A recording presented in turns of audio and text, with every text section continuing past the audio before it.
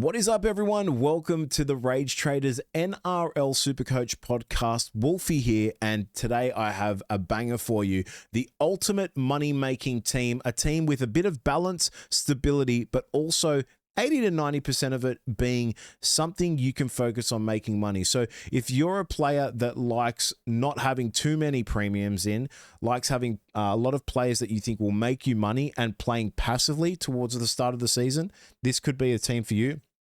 Also, if you are quite an aggressive player, maybe there's some hidden gems in here that you don't know about, because Supercoach is now live to everyone and opened up to the public. Yes, and I'm sure everyone's already tinkering, everyone's doing something, and you're tingling. It's that time. It's that time. So let's get straight into it. Before we do, however, if you are on YouTube watching, please like, subscribe, and comment for the algorithm. That would be greatly appreciated.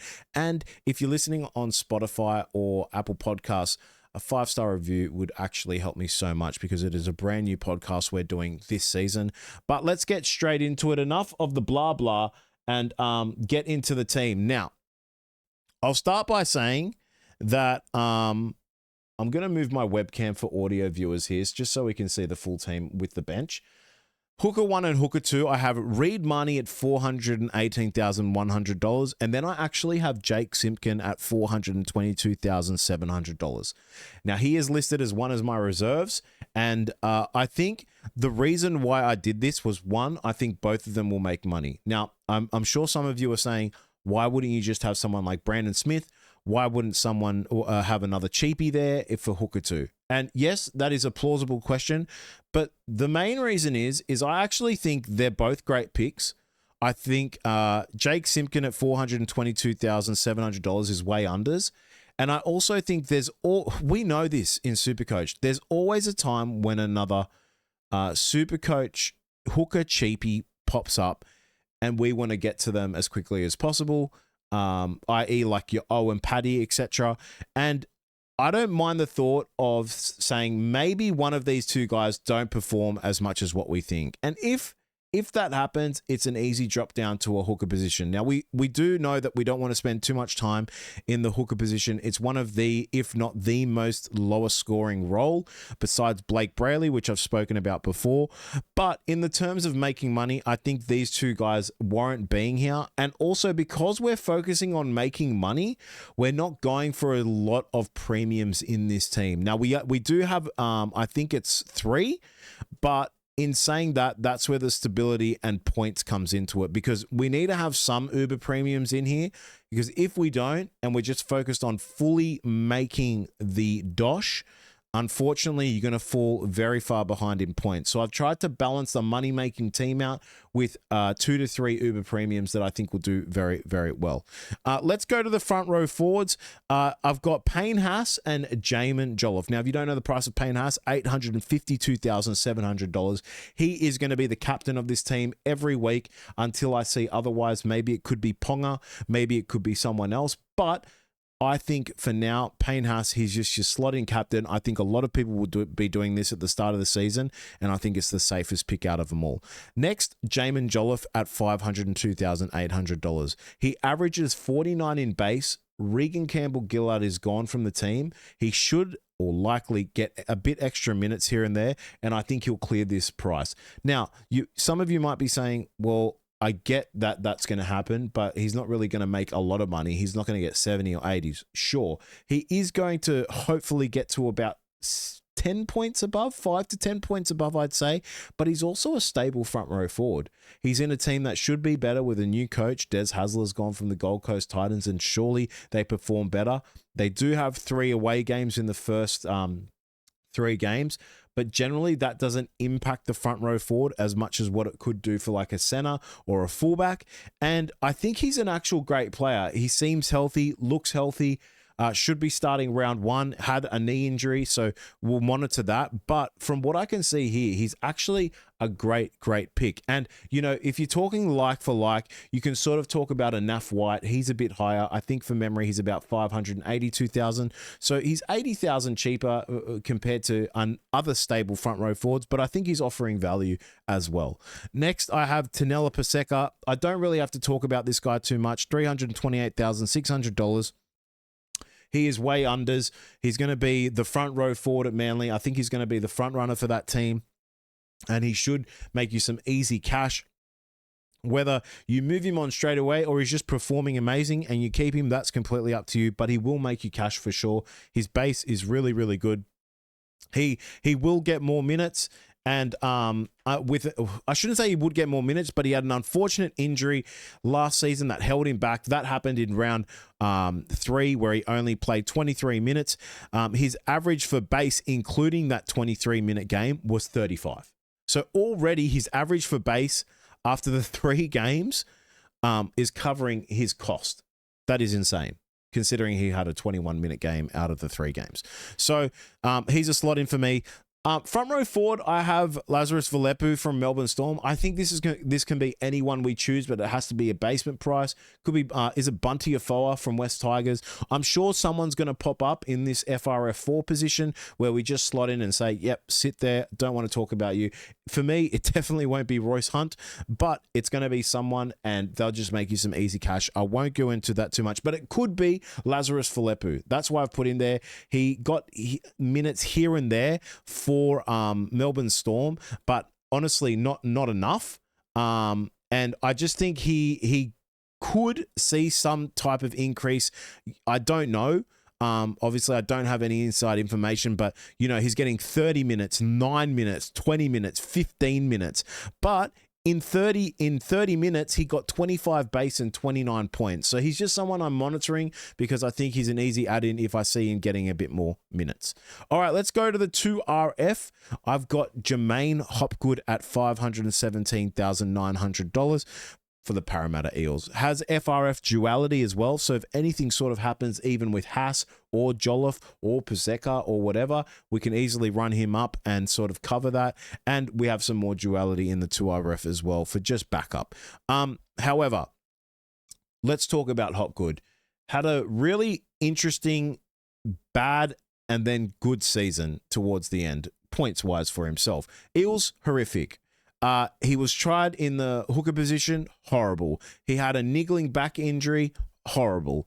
Got put into prop position, amazing. So now he's definitely at unders at $517,900 if he remains in that prop position, which we will monitor and see. But if he does, he could be anywhere, honestly, from a 60 to 70 point player.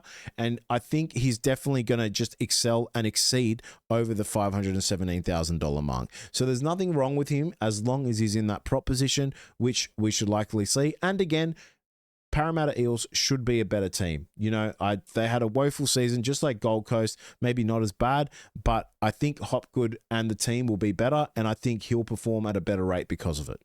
Next, I have David Fafita at $485,300. Maybe a skeptical pick. Maybe some people are thinking there's no way, but with South Sydney Rabbitohs always going to the left, a lot of people are saying he's going to be the ultimate decoy runner, but I guarantee you 1 time or 2 times, do you know what happens? It's just a bunch of mind games. They go out, they decoy him, and then all of a sudden there's a right time where he gets the ball and he scores, or he gives a try assist. I think $485,300 is a very nice price that he can excel past. I think he's going to get 60 minutes-ish, and I think he can exceed past that price in those minutes. Again, if he's only getting like 30, 35, 40 minutes in the preseason, that's a watch, but he looks very fit and healthy. I don't like getting too baited by videos you see when people are training, but he actually does look super fit and healthy, which is great to see. And for that, I think he should be in the team, especially in an ultimate money-making team. So David Fafita will sit there in 2RF. Next one I have from Newcastle Knights, Trey Mooney. FRF duality, $442,000. I think this guy is easily going to make money along with another Newcastle Knight player, but I'd say out of the 2 that we're about to mention, Trey Mooney is most probably the one for me that I'd be more confident in. I think Knights, again, I know I keep saying this, but it's just we're into those teams that had horrible seasons last season, but this guy is a base monster. 48 base in 43 minutes, 22 base in 20 minutes, 31 base in 36 minutes, and then 44 base in 55 minutes. So in an average of 39 minutes, this guy had an average of 36 base. So as long as he's getting the minutes, he is easily going to beat his price. He is a base machine, this guy, and he's a very, very safe pick. Next, Jermaine McEwen from Newcastle, someone who I'd say I think maybe could be a bit of a bait, but I have to stick with him at $407,700. He is filling in the position, I'd assume, for Kai Pearce-Paul, who's gone to the West Tigers, and I think he is also a very good base player. So if we look at his stats, 42 base in 78 minutes, 25 base in 21 minutes, 16 base in 29 minutes. So this is where it gets sort of weird, where when he gets even and also I should say that the 78 minute game for 42 base was against the Bulldogs, one of the best defensive teams in the comp. So I think out of all the Newcastle players, Jermaine McEwen could be the biggest bait of them all, but it's a wait and see, because in some of the games, he sort of hovers around the 40 to 50 point mark for base. But in points in total towards the end of the season, I mean, this guy got 72 points in 80 minutes against Penrith. He got 44. He then got 44 points against North Queensland. He got 66 against Broncos and 60 against Sharks. These are no bad teams, besides maybe North Queensland, who I follow. But yeah, these guys are great teams, and he's beating his threshold. So likely his base will cover his price. Likely he'll make you a bit of money, so he has to be in your team for an ultimate money-making list. Next, I have Hamish Stewart, another base machine, and really, really cheap at $402,000. I really, really love his price. The only thing that worries me with Hamish Stewart is the team he plays for. Going to be super interesting to see how that team goes, to be honest with you. And I think he's just pretty much a lock-in the way he plays. Base 42 in 42 minutes, 40 base in 33 minutes, which is insane. 48 base in 47 minutes, 48 base in 60 minutes. He's a base machine. And I think towards the back end of the season, where maybe some of his minutes were skewed a bit, as long as this guy, the fact that I can see that he played an 80-minute game for 55 base and 61 points, lock me in, because this guy should get some more minutes. I'm pretty sure it's Clemmer and DeBellin that left the team, so he's a shoo-in for me, and he should be a shoo-in for you, to be honest with you. The only issue is, how is this Dragons team going to perform? Are they going to get walloped? Are they still going to be a bit competitive, more competitive? That's a wait and see. Next, we have Jesse Colquhoun. Yes, I pronounced it right, finally. Thank you to the comments. I apologize for that. And Cameron McInnes. Yes, McInnes. I think that's how you say it. But Jesse Colquhoun, $332,500 with FRF duality. So you can see that we've got a lot of cover here if anything goes wrong in the FRF, and sort of a backup situation, so we can just move up, move down, etc. But this guy should easily be the moneymaker. I think he'll be someone you might move out once Cameron McInnes comes back. But at his price, he'll be one of the most owned players, not like top 5 or anything, but he'll definitely be in the top 10, top 15. And if we look here quickly at Jesse Cole, let me see if I can find him. How do I spell his last name again? I apologize. Oh, it's a C. It's a C. C. Cole. He's slotting into a position for Cameron McInnes, who is obviously injured, and I think he's due back around, correct me if I'm wrong, but I thought it was round 5 or like round 6, but that could be wrong. But looking at him, when he gets minutes, he gets points. 38 minutes, 42 base for 42 points. He's sort of, when there's no attacking threat, when there's nothing else like a try assist, a try, anything like that, or an offload, this guy's just matching his base for his points. Really, really good to see. And I think he should definitely be getting over 38 to 45 minutes, even possibly like around 50, which will be great because then he'll make us a bit of cash and easy done. All right, next I've gone into the halfbacks. Now, there is a bit of a thing we can talk about here. One, we have Mitchell Moses in at 543,100. Now, I think between a replacement for him and Mitchell Moses, you could easily look at Dylan Brown. Looked much better in, what was the game? Was it New Zealand versus Samoa? I think it was. He looked absolutely incredible. But again, I'll say this, playing for your land where you were born, who you represent, is completely different than playing for the team you play for in the NRL. There's something about it. You have more pride. You have more passion. He's playing for the Newcastle Knights. We have to remember that, and we have to see how they perform as a team. You remember that, these games where it's Newcastle, Australia, Samoa, New Zealand, these are the best of the best for that country. So obviously things are going to happen and more chances are going to happen. However, he did play incredible, but let's talk about Mitchell Moses. $543,100. Surely Eels have a better season. Seeing what happens with the Zach Lomax drama as well. Who are they going to get if it actually does happen? But being the goal kicker for this team should warrant him 5 to 10 points. They don't have the best of opening draws, so they have Melbourne away, Broncos away, St. George, Penrith away. That's the only thing that scares me, is their opening draw for a team that lost Zach Lomax. It could be pretty rough. So I would not be mad. You know what? I'm going to do this live. I think it should be Dylan Brown. The only reason I think it should be Dylan Brown is because of that opening draw for Eels. Now, you tell me if I'm the craziest person ever in doing that, but that's what I think, okay? So I'm actually going to say it's Dylan Brown. The reason why is, we don't know how North Queensland are going to perform for the first game against Newcastle Knights. It's in Vegas. Surely more points are scored, and there's less risk there. It's $535,300. Now, most probably, I should say that this halfback spot, I would say it could be any of these two players. If you're willing to sit through those first 4 rounds with Mitchell Moses and maybe cop a 20, a 30, maybe even a 40, cop it.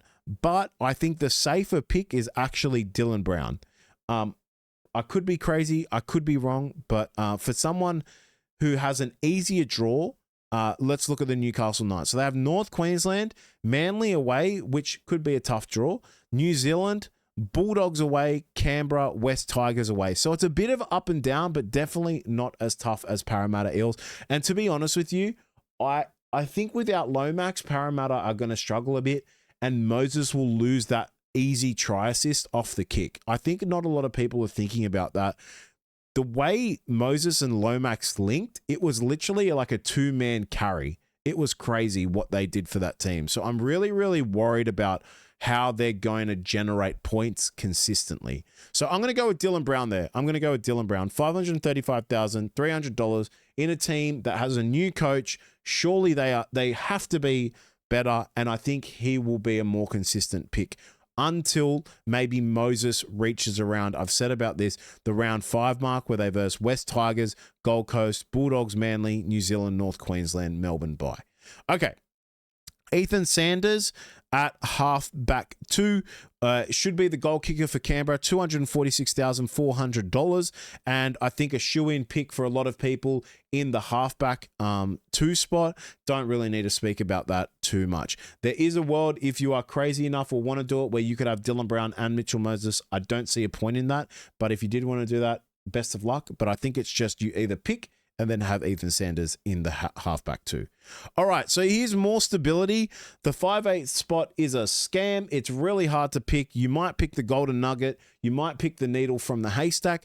But for me, it's just a shoe-in. Cameron Munster, $682,200. I love the opening draw for Melbourne. I think that you have to have someone from Melbourne that's a core piece of the team. And for me, that's Cameron Munster. He is the guy. Parramatta opening at home, St. George away, Broncos, North Queensland away, then Penrith away, New Zealand at home, Canberra away, South, Dolphins away. So quite not a good draw. And this guy, he's the cog of this team. He is the absolute cog of this team. Maybe you won't be making money from him, but I definitely say that there will be games where he gets 60 plus and you're very happy you had him and you don't have to worry about the headaches. Now, if you're listening or watching this and thinking, wait, why wouldn't you mention this guy's a money maker in 5'8"? Let me know. Please don't tell me Cody Walker because I just can't risk it. I know he's cheap. I can't trust it. That guy is one hamstring away from retirement, and I just could never do that to you guys in a content creator video, giving my opinion and giving advice. Okay. 5'8", two position, Jonathan Pezzett, or Jono Pezzett, whatever his name is. Sorry, I think it's Jonathan Pezzett, right? I actually need to get this right because I don't want to be disrespectful. But yeah, Jonah Pezzett. I kept calling him Jonathan. I am so sorry. $235,600. The most highly owned player in the competition. I think it sits around 81%. He is a shoo-in. Don't need to talk about that too much. All right. Some more stability and people who I think will still make a bit of money, but a lot of like uber premium players here in the CTW. Now, let me move this because people on video won't be able to see, but I've got KL Iro from the Sharks at $705,900. I think we know what type of player he is. I think you could have Kiraz here, but the round 2 buy and a bit of a higher price tag, I actually don't mind going KL Iro. Sharks have a nice draw and no buy early until round 7, so they have Gold Coast at home, Penrith away, Dolphins at home, Canberra away, which we don't know how they're going to be doing with the new halfback, New Zealand at home, Sydney Roosters at home, and then a bye into North Queensland away, West Tigers at home, Souths away. So that is a very, very nice draw. They have one of the best opening draws, and I think KL Iro is just an absolute beast. Didn't have a lot of luck last season. He got injured for memory, but now looking fit and healthy. He missed quite a lot of games. It looks from round 15 to round 24. So that's a lot. And but came back for the last 2 games, gets a 50 against the Bulldogs. This guy has the capability of easily going over 50, 60 points. With Sam Stone Street, on his left and a nice opening draw. I like it. Now, again, this could be Kiraz. I think a lot of people will do this, but I like that he's a bit cheaper and he's a very, very hard working player. He loves taking a lot of runs, and I just really do like the pick. Latrell Mitchell, $626,800. I think he's still unders, playing center likely for the South Sydney Rabbitohs. I know the draw can be a bit tough. They have Dolphins away, who start off strong generally for the season, but I still think some points will be scored in that match. Sydney Roosters away into West Tigers, at home, into a bye, into Bulldogs. He's a bit of a bulletproof player. Like, it doesn't really matter who they verse. He still brings the goods. I think in the long term, he will make you a bit of money. But again, at the start of the video, when I said we need to have a bit of stability, we're finding this in these 3 CT dubs and in sort of Cameron Munster and Payne Haas. You can't just have ultimate money making everywhere, or else you're going to lose points. Too many points. So Latrell Mitchell slots in $626,800. Next, I have Greg Marju, $611,200. I just going with the gut that I think he and the Knights will have a much better season. Hopefully, Bradman Best passes him the ball a bit more, and hopefully he just doesn't have too many injuries, because I think that happened last season where a lot of people got him in and he got injured, and it was very unfortunate. But a bit of on and offs where he missed games here and there, misses 2 games in 16 and 17, misses 11, 12 and 13, missed round 25. So there's a bit of on and offs here, but this guy has the potential to easily clear his price tag. But it depends on Knights and them being a better team, which I think they will be, and I think he will clear this 611,000 mark. I'm not saying he's going to be a 70-point player. I just think he'll be somewhere that one game he'll sort of get the 50, 55, 60, but then there could be a game where he gets 70, 80, and it's just happening and working well for the Knights and for Greg Marju. Next, I have Selwyn Cobbo at $524,800. He's going to take over the wing spot for Jack Bostock on the left, which is huge. I think they'll have a really good 2 opening games. Then they have a bit of a tougher draw after that. So you're hoping that they start off quite well and they go to the left here a lot. But you can see here with the Dolphins, Souths at home, then Gold Coast at home, into Sharks away and Broncos away, into a Manly Seagulls at home, into a bye. So with that, look, not the easiest of draws coming in from round 3, but still, they are a team that can put on a lot of points. They're not afraid to take a risk.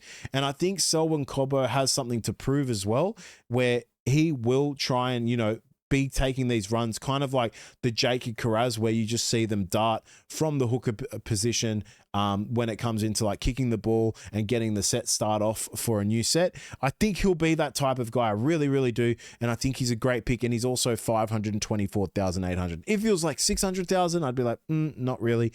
But yeah, I think Selwyn Cobbo will be a great pick. I think it's David Farley. A lot of people have been talking to me about him. He's going to get likely to get the wing spot at St. George, $235,600. Should be good. I'm just worried about the St. George team. I do have 2 St. George cheapies here. I think these 3 spots can be any cheapies that you think will be successful and make you money. For me, it's Farley, Makasini from West Tigers, and then Setu 2 from St. George at $201,400. But again, these could be anyone that you think is a cheapie that is close to basement or basement price and you think they'll make money. So we're obviously going to get, some names of people maybe starting in a team that we haven't even spoken about, and they would just replace this position. Next, for the fullbacks, we have Kalen Ponga and Keanu Kinney. Kalen Ponga, 607,800. I just think he's very unders. I just know, he burnt me last season, but the Newcastle Knights team, it wasn't him, it was just the team. They have to be better, surely. I'm not saying they're going to be a top 8 team. I just think they'll be a bit more competitive, and I think at $607,800, he warrants being someone that can make you a bit of money and getting you a bit of points as well, and a possible vice-captain, captaincy decision if you did want to go there. Pardon me. All right, last 2, Keanu Kinney, 495,000. I don't really need to talk about this guy too much. For the Gold Coast Titans, an absolute machine, had an unfortunate season-ending injury, now back, really, really cheap. Pretty much going to be locked into everyone's fullback, I'd say. And then most probably partnered up with this guy, or the decision to go either one of these. Suafar Logo from the Melbourne Storm, $511,700. I'm not going to talk about these fullbacks too much. I think this trio of fullbacks is going to be very, very popular. I think a lot of it will be Keanu Kinney, Ponga +1. That's what I think the fullbacks will be. Or Keanu Kinney, Far Logo +1. But I think Kinney's the lock-in. And that's your team, guys. Now, if you're thinking about how much money is left, got a bit of a buffer here, $146,800 in the buffer with this team. So let me know what you think about this team, guys. I hope this has given you some information. I know I've done some team reveals. This isn't a team reveal for me. This is just an ultimate money-making team that I think can serve you well, give you a bit of balance, and essentially from there, help you start well in NRL Supercoach 2026. Thank you so much for watching the video, guys. Thank you so much for the support. I hope this has helped you in any way whatsoever. And if there's a player that I've missed that you think, hey, what about this guy for making money? Let me know. Let me know. All right, guys, speak soon. See you soon. And thanks for watching the Raid Traders. It's Wolfie here. Catch you on the next one. Peace.